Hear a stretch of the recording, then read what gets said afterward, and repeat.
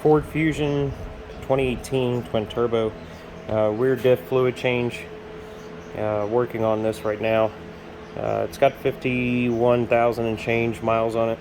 I have already done this once, but I ran into a problem. Previous service or owner, whoever did it, they stripped out the hole on this drain plug. Wasn't the end of the world. I just went in through the fill plug and stuck a vacuum hose down in there and sucked out the fluid best I can, refilled it. That was going to do temporarily. Got a new drain plug from Ford. It is a T30.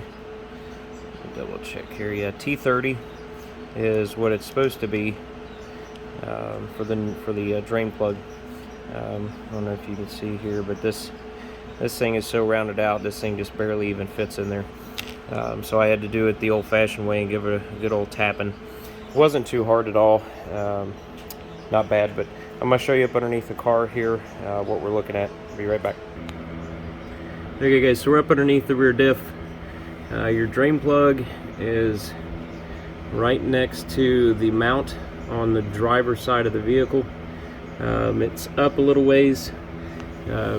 There's the main rear pumpkin of the differential. It's forward pretty good. To me, it doesn't look like it would be a drain plug, because high in sight, this part right here, and then also back here, the biggest part of the pumpkin, this drain plug sits higher than those two pieces, so I'd imagine it's probably not draining all of the fluid out, which is fine. I am going to stick the suction hose back into the fill plug on this rear pumpkin and see what I can suck out after this drain plug is redoing. It didn't release a whole lot of fluid out of it. Definitely not the 1 quart plus a little bit of fluid it's supposed to take, but not a big deal. I'd imagine it's there for a reason. If you look at the whole rear diff, the way it's set up, sorry the camera's shaking, the way it's set up, all the fluid that's back here, if you drain this out, you still have fluid up in the front of this thing, so I'd imagine they probably put this in here to get what you can't get out by draining the rear through the fill plug. So but I'm doing it anyway, so there's drain plug. Like I said, a lot didn't come out, it's just dripping, but I'm gonna let it finish dripping and then put the plug back in it, and then I'll show you the back of the differential here. Let's see if I can get a light on it. Let's see. Okay, so if you can see, get around this bolt right there on the top hand of the screen, there's your fill plug. It's pretty easy to get to. I'll be honest with you, the last time I did this, I did not jack the car up. I was able to get underneath it and lay down underneath the car, and I could access the fill plug without an issue. I only have it jacked up so I could remove the old stripped out drain plug and put a new one in there, so it wasn't too bad. There you go, there's the fill plug up there. It wasn't too hard at all to do without jacking the vehicle up, so you can literally lay down here as long as you've got a Mighty Vac or an equivalent liquid suction device. You can stick a hose in that fill plug and suck out the fluid and refill it pretty easily. It is a 80-90 gear oil. You can use non-synthetic. I haven't had a lot of luck finding a lot of brands that make a synthetic 80-90, so I'm just using standard Valvoline 80-90 gear oil, which is fine. The front definitely uses full synthetic without a doubt, but the rear end doesn't. Even on the specification sheet does not call for synthetic. It just says premium, which obviously they just want you to buy Motorcraft branded fluids, which ain't happening today. So anyways, but I'll show you here when I get the fill plug off what I'm doing with that. Okay, so we got the, hang on, wrong side, there you go. Okay, now you can see. So we got the drain plug back in. There's the new one. Oh, I'm blocking the light. Okay, let me go. Sorry guys, I'm not a professional video taker. I did thread seal the threads on the plug. Doesn't need to be super tight. It is an MPT thread, which means it's tapered. The tighter this thing gets, the more pressure it puts on the outside of the wall of the hole. I'm going to show you why. They probably stripped this thing out to begin with the last time somebody messed with it. So if you put just your standard T30 up there, you can't get at it straight on. This mount right here is in the way, which I didn't run into this until just now, because getting the old plug out, I didn't use Torx bit to get it out. I used a slight tap of an air hammer, but nevertheless, putting in the new one, can't get straight at it. So you got to be creative. If you have a shorter T30 bit than this one, this is a standard size bit, but just use your imagination. But you got to be careful. The hole will strip out pretty easily. I put a long extender on this so I could get almost over top of this side on the mount on the driver's side and then go straight at it. Worked for me. I got it snug and then just a quarter turn just to tighten it up a little bit, almost like you would an oil filter. Is kind of the easiest way to describe to tighten these things. Doesn't hold pressure, just keeps the liquid in. So don't over tighten these. And then also, if you do over tighten them, you're gonna have fun getting them out, which is probably why the other one was stripped. Last person to put it in there, or the factory, it got too tight or seized up or whatever from rust. But who knows? But new one's in. I'm gonna crack open the fill plug. I'll show you that here in just a second. Okay guys, on the fill plug, real quick before I crack this open, I'm going to show you. This is just a standard wrench, quarter inch. My brain is working today. But anyways, just goes right up in between. There's no clearance issues. I mean, it's about as much clearance as you could ask for to get a wrench in there, but there's no issues sticking a wrench up in there. So that's all you got to do. No need a socket, just the wrench itself. It's just got a square hole in the fill plug. So we're going to crack this thing open and I'll be right back. Alright guys, so there's my Mighty Vac sucking out the rear diff fluid. You can see it going up the tube. Sorry, my compressor's kicking on. I'm trying to show you how I did this. So tube is stuck in there. I got it sticking as far down and towards the driver's side. It's about the clearest path I could get that tube into.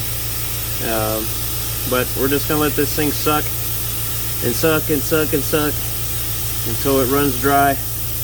And then I'm gonna take a couple more attempts and I'm gonna try to fish that hose down into a couple spots, see if I can't catch some more fluid. But you know, take as long as you want and get as much fluid out as you can. I'm going to spend a decent amount of time trying to get all the fluid out that I can.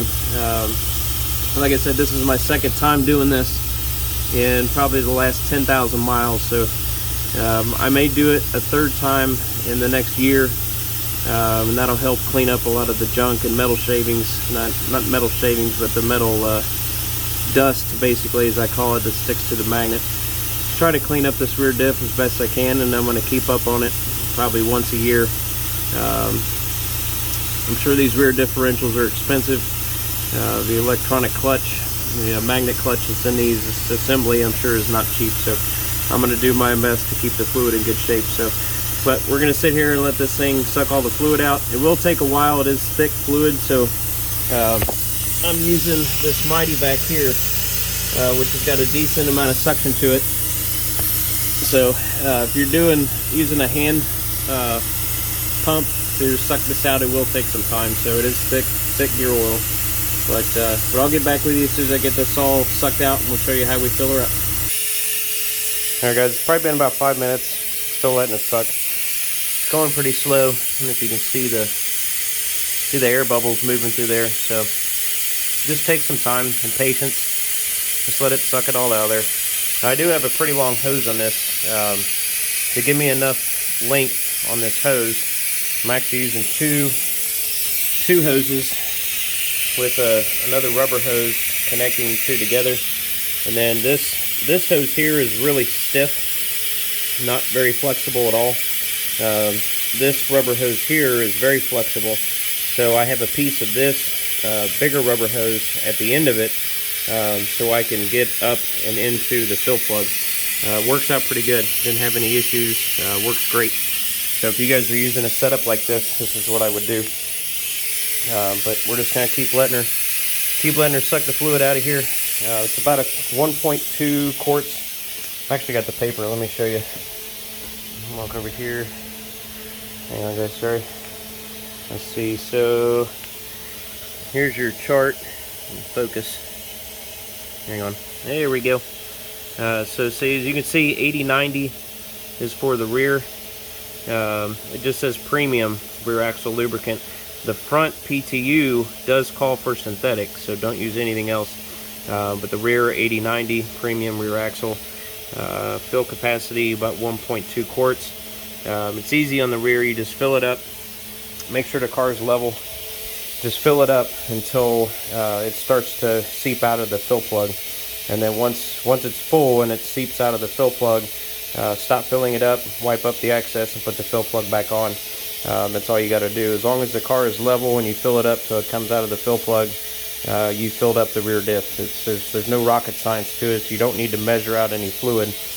Just fill it up until it comes out of the fill plug. Alright guys, so I sucked out as much as I could out of this thing. I'm surprised. Well, it's not a fair comparison. I'll show you when I get it out of here, but granted, this is a semi-clear tank. The fluid that came out of here, and you could see it through the hose earlier, it was pretty dark. Kind of surprised. The last time I changed the rear diff fluid was the same time I changed the front PTU fluid. I changed the front PTU fluid again a couple weeks ago, and I'm just now changing the rear diff fluid. There's not a huge difference in mileage between the last time I did the PTU and the rear diff and then doing them again. Definitely the rear diff fluid was definitely dirtier and darker this second time than the PTU. The PTU was actually really clear coming out, so no issues there. So I think I'm going to wait another maybe 2,000 or 3,000 miles after I put this new fluid in and change it again. See if I can't get enough of the old fluid out to kind of flush it through. But anyways, but here's what I'm using. Sorry it's a little dark. 80/90 gear oil. That's all you need. I've got two quarts of it. Again, 1.2 is what Ford says fills it up. I'm going to at least put a quart plus some more in there until it comes out of the fill plug. Let it drain for just a second, clean it off, put the flow plug in, and I'm done. So if you guys have any questions, comments, or concerns, let me know. Or if you have any other videos you'd like to see on the Fusion Sport Twin Turbo, let me know. Thanks.